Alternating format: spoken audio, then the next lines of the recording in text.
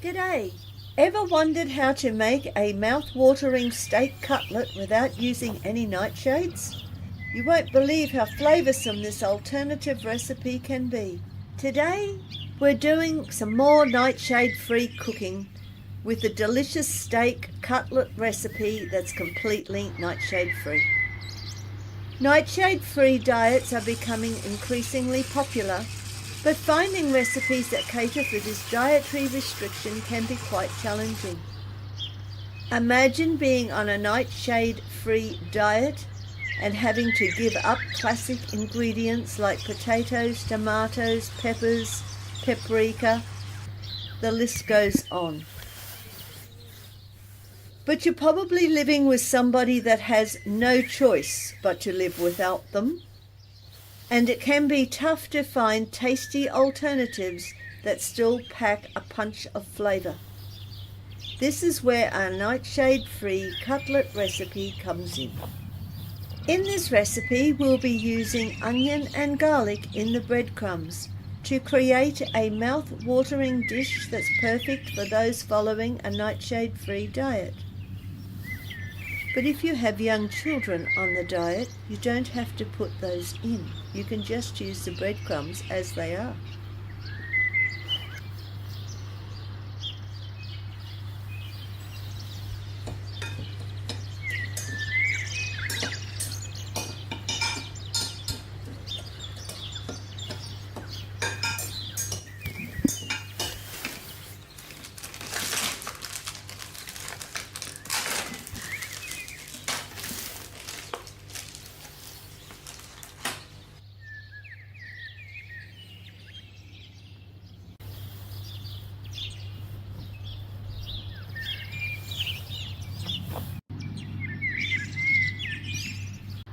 Just give it a good shake now that it's covered in the flour.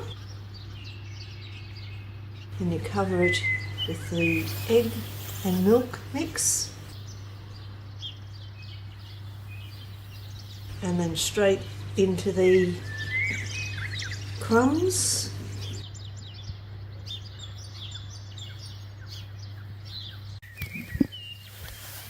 Some people actually do that a second time. It does get the egg a little bit dirty, but that's okay.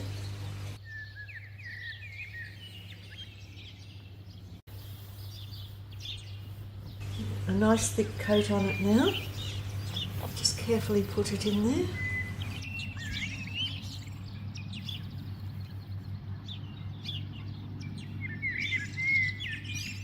I do have a bit of paper here to take off the extra moisture. We'll see if that makes any difference. I don't normally bother with that step. Oh well, it does make a difference. It makes it harder for the flour to stick to it.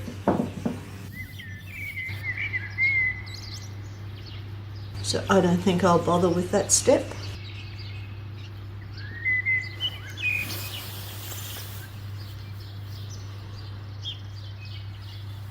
Spot wasn't wet. Probably a good idea when you go back a second time because it gets a better coating.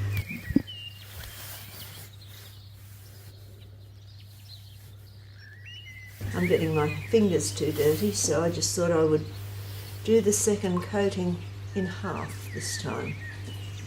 Keep my fingers cleaner.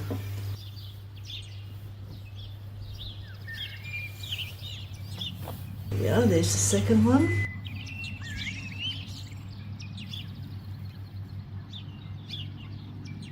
I think it's nicer to do it with the juice that's already on the meat.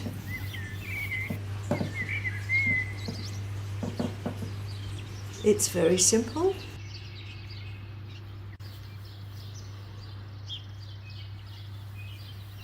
Very easy to make. You can make this up before you want to do your meal and let it sit in the fridge so you can do this quietly while the kids are at school. And then when it comes to the time for the meal, it's simple to just go and take it out of the fridge and make it up.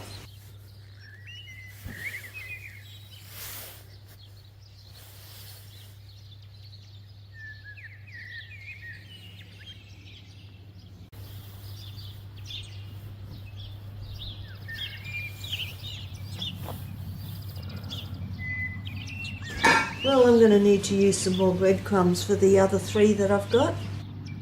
No problem. I'll just cover them with Glad wrap and put them in the fridge. Make up some more.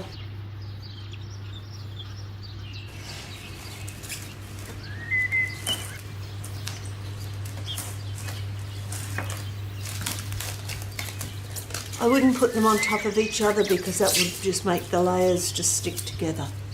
So that'll sit in the fridge now till we want to eat it at lunchtime. And it's very easy to also freeze them. Once you've got them like this, you can stick them in the freezer and freeze them.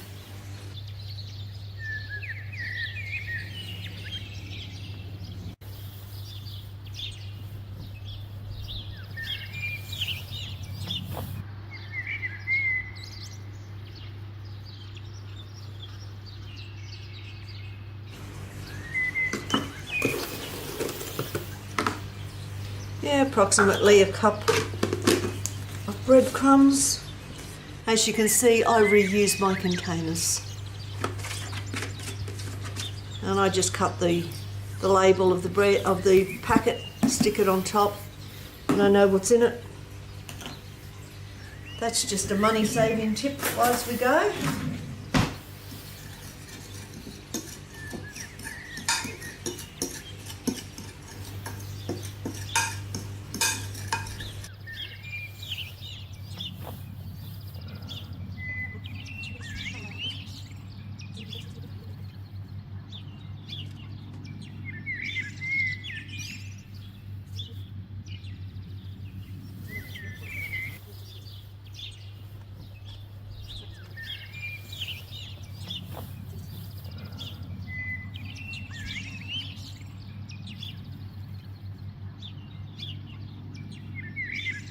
Now when you've cooked it nicely, then you can serve it with vegetables, either steamed or roasted. I normally roast my vegetables in one hit, freeze them, and then when I want them, it's easy enough to reheat in the microwave.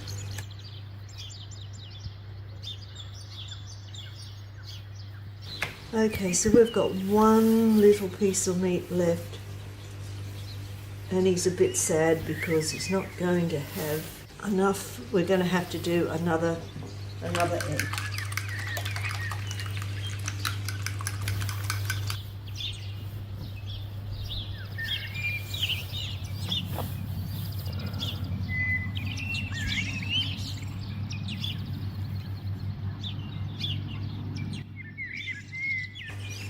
The advantage of the second coat is that all the little bits that you've missed all get got.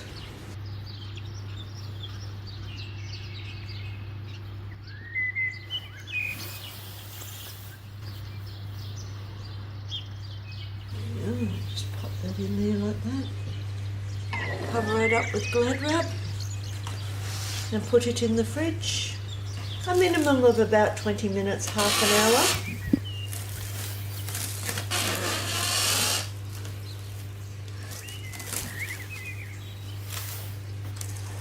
In the fridge, and it sets the coat nicely, so that makes it easy to be able to cook. Okay, so when it comes lunchtime, we will cook it.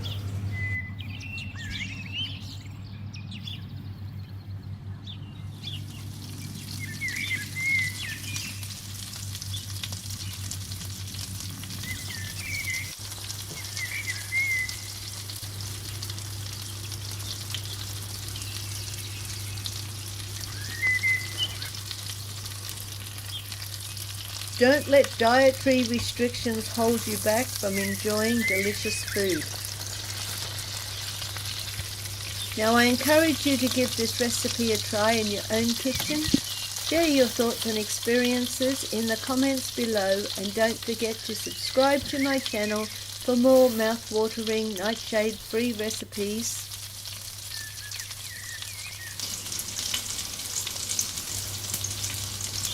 Happy cooking!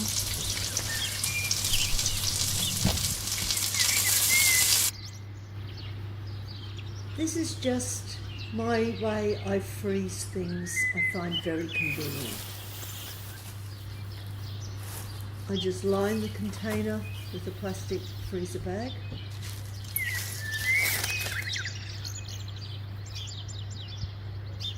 This time it's the rest of the cutlets that I made this morning that I will be freezing. I just pick it up, put it on the plastic. I do the same thing with fruit, vegetables.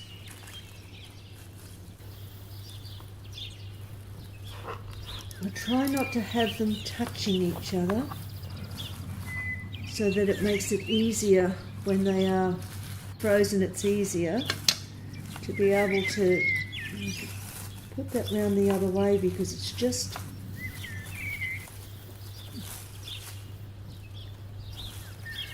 that's it. It's going to sit there like that. I put another plastic freezer bag over the layer and then make the second layer.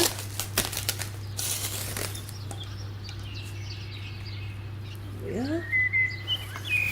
Put the lid on it and freeze it.